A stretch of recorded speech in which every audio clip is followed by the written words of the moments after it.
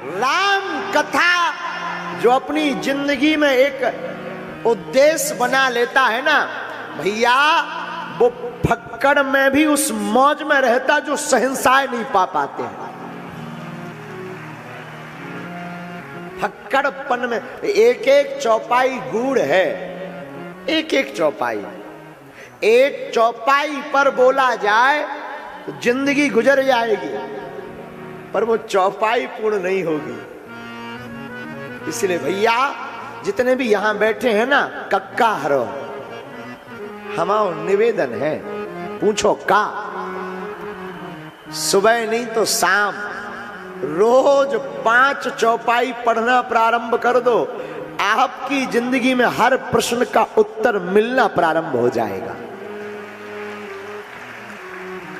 जितने भी युवान बच्चे पढ़ने वाले बैठे हैं ना, विद्यार्थी कौन कौन है पढ़ने वाले हो ना? अच्छा, कई बार अटक जाते हो ना? अच्छा, याददाश्त की बड़ी दिक्कत होती है ना? होती है ना? याद नहीं रहता, होता है ना? सुनो, आज ही गांठ बांध लो, हम 12वीं तक पढ़े हैं और बीए प्राइवेट करे हैं, लेकिन स्कूल ही नहीं गए ढंग से। जाते थे तो मास्टर कह देते थे तुम मत पढ़ो, गए हैं कम गए, क्योंकि हम जैते से वही शुरू हो जाते तो हस्तरेखा, गड़बड़ हो जाता था सब। मास्टर कहते थे तुम मत आया करो, हमने कहा नाम कट जाएगा, बोला तुम्हारा नहीं कटेगा। हमें पेपर के दिन याद रहता था कि आज जो है अर्थशास्त्र का पेपर है। लोग हमसे पूछते थे 11वीं के बाद कि आप काहे से पढ़ रहे हो, तो हम कई बार आर्ट को साइंस कह देते थे और साइंस को आर्ट कह देते थे। लेकिन सच बता रहे, व्यासपीठ से झूठ नहीं बोल रहे, हमने रामायण रोज पढ़ी अपनी माता जी की आज्ञा से।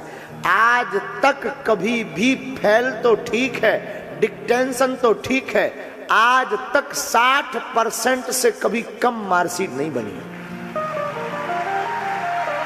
तो रुको तो 12वीं का तो पूछो, 12वीं में ये भाई साहब 70 पर 4 74% लेकर आए हैं।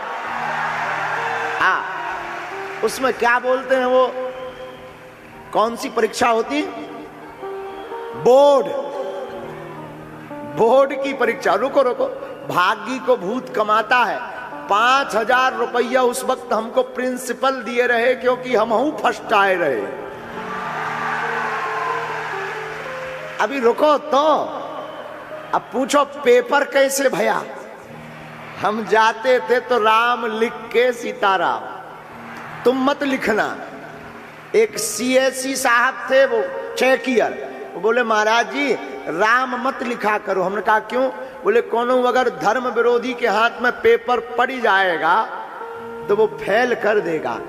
हमने कहा उसके बाप में दम नहीं है, जब पेपर में दम होगा तो कौन फेल करेगा? लेकिन रुको तो, सुनो तो, पास कैसे भाई पता है?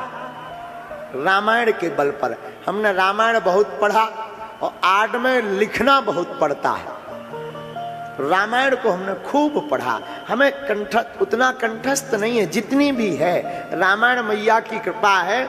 जब प्रश्नोत्तरी करने बैठते हैं, जिंदगी का ऐसा कोई प्रश्न नहीं है जिसका समाधान और उत्तर रामचरितमानस में ना हो।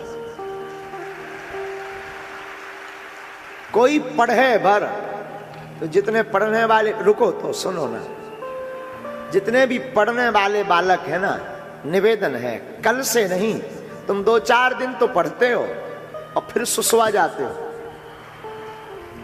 मतलब सो जाते हो, और रोज प्रण करते हो कि आज तो 6 बजे उठेंगे ही उठेंगे। अलार्म लगा लेते हो मोबाइल में भी, और 6 बजता है तो लगता 5 मिनट और सो लें, का बिगड़ जाएगा। और 5 मिनट के लिए अलार्म बंद करो तो सीधे 10 बजे खुला थे। हाँ जी या ना जी, होता है ना ऐसा? रात को 5 चौपाई पढ़ो। कितनी?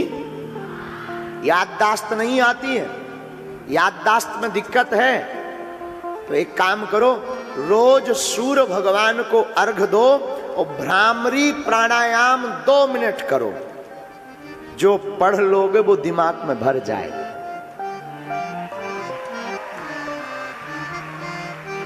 और एक बार, जब भी पेपर देने जाओ ना, गणेश भगवान मां सरस्वती को प्रणाम करके और गौ माता को गुड़ चना की रोटी खिलाकर जाया करो।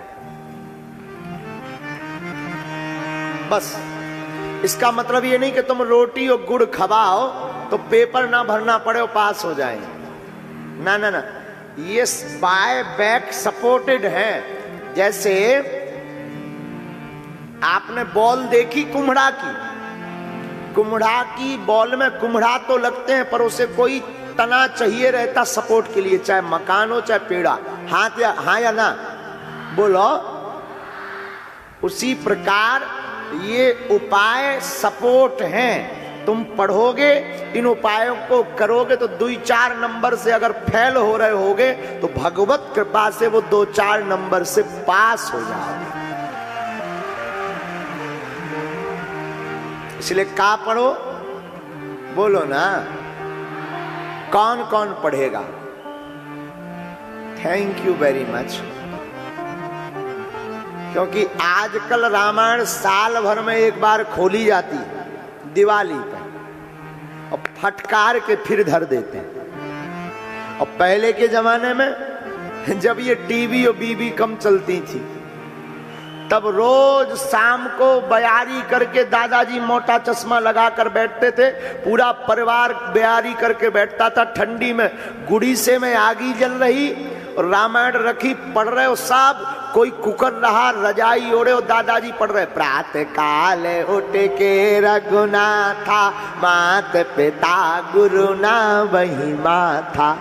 राम जी महाराज प्रातः काल उठ करके माता पिता गुरु को प्रणाम करते तो सब बच्चे पढ़ते थे। अब आजकल वो टीवीएन में चल गओ, देवरानी जेठानी सास बहू ढिसुम ढिसुम। तो हर घर में यही मचा है, देवरानी जेठानी सास बहू और ढिसुम ढिसुम। भाई जो देखेंगे वही करेंगे ना। अपने बच्चों को रामायण पढ़वाओ, बच्चों को जो करवा दोगे ना बच्चे वही बनेंगे। बेटा हो या बेटी, जितने भी अभिभावक बैठे हैं ना, अभिभावक मतलब माता पिता, जितने भी बैठे हैं ना, हमारी हाथ जोड़कर प्रार्थना है, रामायण भारत की धरोहर है, रामचरितमानस भारत की संपत्ति है, रामचरितमानस जीवन जीने की कला टेस्ट है, रामचरितमानस मानव तन का दर्पण है, रामचरितमानस जीवन का सार है, रामचरितमानस चलता फिरता सदग्रंथ भगवान भूत भावन महादेव है। इसलिए रोज पढ़ो।